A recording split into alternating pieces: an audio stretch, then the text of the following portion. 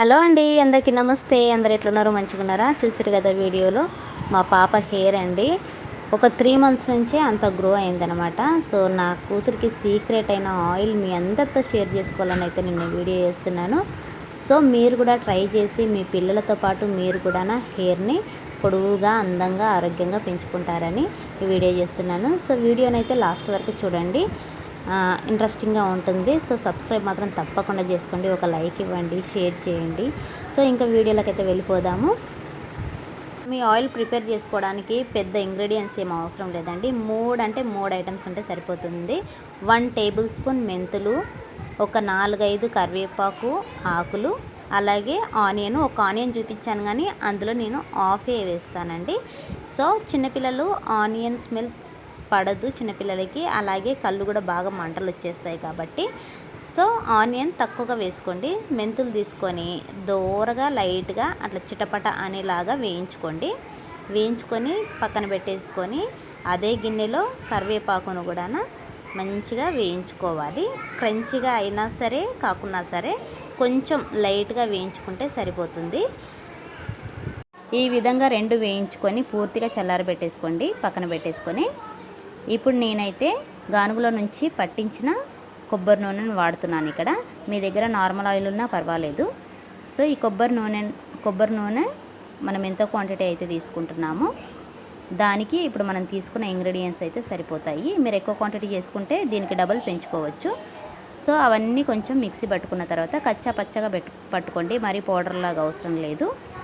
So ఈ విధంగా వీడియోలో చూపిస్తున్న విధంగా మీరు మిక్సీ పట్టేసుకొని మనం ఎంతైతే ఆయిల్ తీసుకున్నామో లైట్గా కొంచెం వేడి చేసుకోండి, సరిపోతుంది. లైట్గా వేడి చేసేసుకొని మనం మిక్సీ పట్టుకున్న పౌడర్ అంతా ఆయిల్లో వేసి మరీ ఎక్కువ హీట్ పెంచకుండా సిమ్లో పెట్టి కలుపుతా వేయించాలి.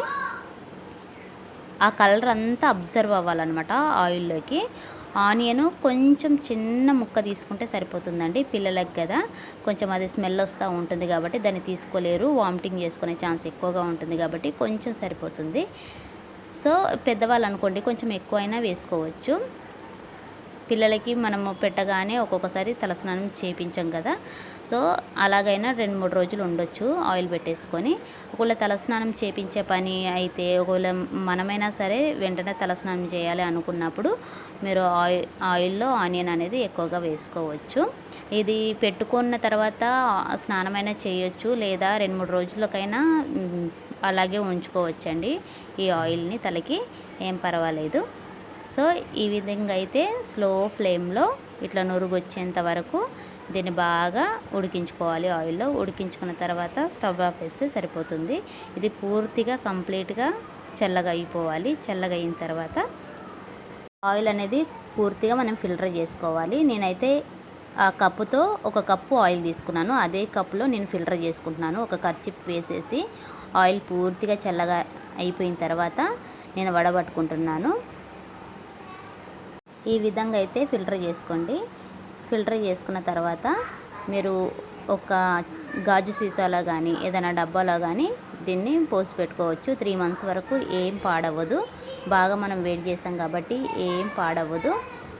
సో మనం ఎంత క్వాంటిటీ అయితే ఇక్కడ ఆయిల్ తీసుకున్నామో మనకు అంతే క్వాంటిటీ వచ్చింది, మీరు అబ్జర్వ్ చేసినట్టయితే. సో ఇప్పుడైతే ఈ ఆయిల్ని నేను నా కూతురు ఇద్దరు తలకు అప్లై చేసేసుకొని ఒక 1 అవర్ అయితే అలాగే ఉంచేసుకొని తలస్నానం చేసేస్తాము.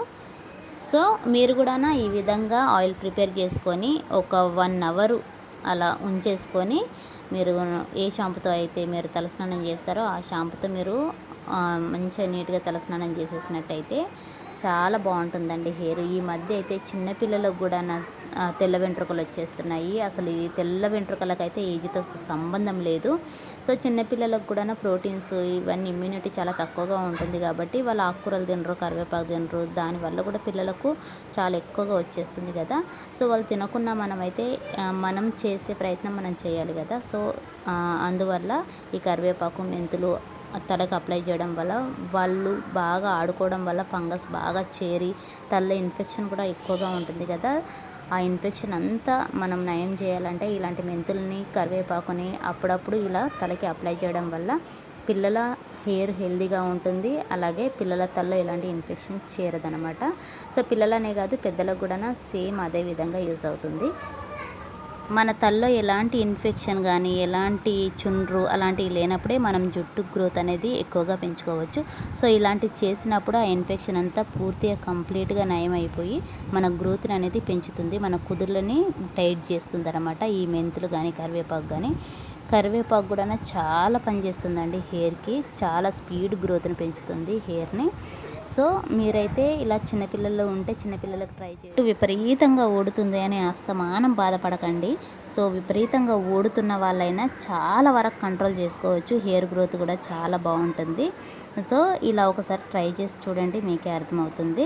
చిన్నపిల్లలకు కూడా మీరు హెయిర్ పెంచాలి అనుకుంటున్నప్పుడు ఇది ఒకసారి ట్రై చేయండి, చాలా స్పీడ్గా పెరుగుతుంది హెయిర్. ఆయిల్ ప్రిపేర్ చేసుకున్నాం కదా, పెట్టుకున్నాం కదా, దువ్వుకున్నాం కదా, అయిపోయింది అని అనుకోకుండా అదొక్క వర్క్, అదొక్క మంచి పనిగా మీరు దృష్టిలో పెట్టుకొని ఆయిల్ పెట్టుకోండి. ఒక ఆయిల్ పెట్టుకునేటప్పుడు కనీసం ఒక 10 నుంచి 15 నిమిషాలన్నా కేటాయించండి. ఆయిల్ పెట్టుకున్న తర్వాత మసాజ్ అనేది చాలా ఇంపార్టెంట్. మనం మసాజ్ కనీసం ఒక 5 నుంచి 10 నిమిషాల వరకు మసాజ్ చేసుకుంటే మన సెల్స్ అన్నీ యాక్టివేట్ అవుతాయండి. మన హెయిర్ పెంచే సెల్స్ ఉంటాయి కదా, అవన్నీ చాలా వర్క్ చేయకుండా మందగిచ్చిపోయి ఉంటాయి. సో మనం వాటిని లేపాలన్నమాట. మసాజ్ చేయడం వల్ల అవి యాక్టివ్ అయిపోతాయి అన్నమాట. నిద్రపోతున్న సెల్స్ లేస్తాయి అన్నమాట, లేసి వాటి పని చేసుకుంటాయి. సో సర్క్యులేషన్ బాగా జరిగినప్పుడే హెయిర్ గ్రోత్ అనేది విపరీతంగా జరుగుతుంది, కుదులు కూడా టైట్ అయిపోతాయి. సో నా కూతురికైతే నేను 5 మినిట్స్ వరకు అయితే మసాజ్ చేశాను. నా కూతురు చాలా రిలాక్స్గా ఫీల్ అవుతుంది. ఆయిల్ పెట్టినప్పుడల్లా చాలా హ్యాపీగా ఫీల్ అవుతుంది అనమాట. నేనైతే ఆయిల్ పెట్టేసి 1 అవర్ వరకు నా కూతురుని అలాగే వదిలేశాను.